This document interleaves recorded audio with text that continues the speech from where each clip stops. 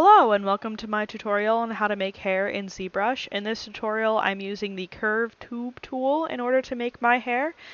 I will put up a picture of the reference photo that I'm using to make hair. So to start off, as I said, I'm going to use the curve tube tool, and I'm basically just going to map out the general direction and shape of the hair strand that I'm replicating. So I'm starting off here with the character's front bang pieces. Once you're satisfied with the shape of it, doesn't have to be perfect, you can go down to split in subtool and hit split to parts.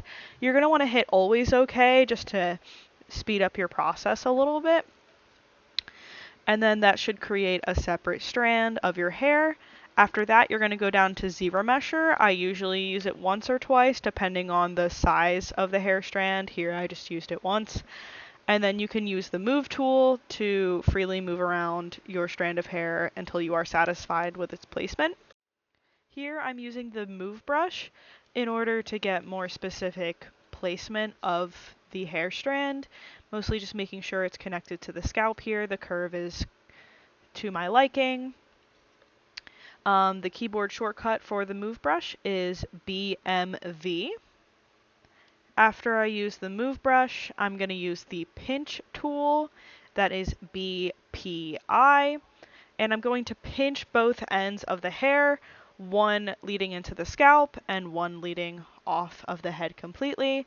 You want to make sure that your brush isn't too big or too small so that you get an accurate pinch. You're not pinching too much of the hair, not pinching too little. And then here I'm using the inflate tool. This is BIN as the keyboard shortcut, and I'm just making sure that I'm giving more volume to the places that I want to be a little bit thicker, because the curve tube tool does make one uniform cylindrical shape. After that, I'm just repeating the process. I'm going in for my next strand, which again is the character's bangs, making sure my brush isn't too big, and I'm mapping out the shape. Once I'm satisfied with the shape, I go in and split to parts. I zero mesh once or twice, and then I move it around, pinch it, inflate it, move it, smooth it until I'm satisfied.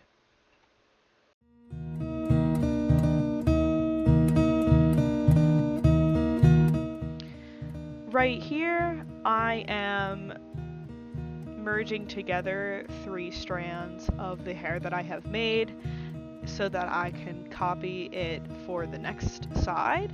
So I'm merging them down, I'm hitting duplicate on subtool, and then I'm using the move tool to readjust it, rotate it, and move it to my liking.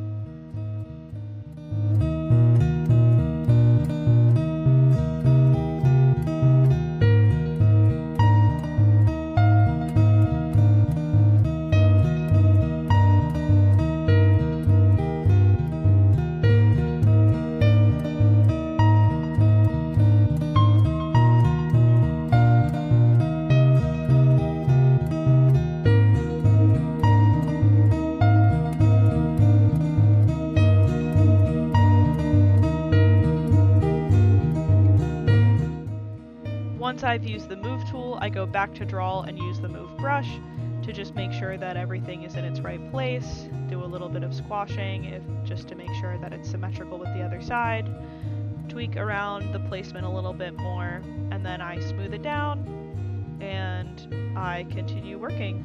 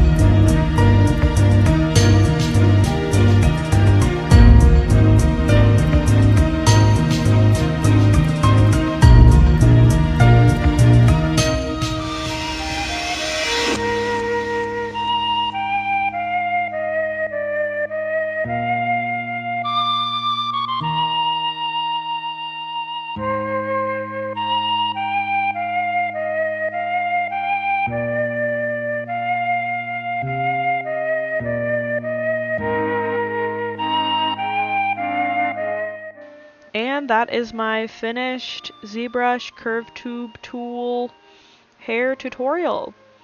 I hope this was helpful. Here's my finished result. This probably took me about 2.5 hours to finish, and yeah, I hope that was helpful. Make sure to do all the YouTube things, and yeah, thank you.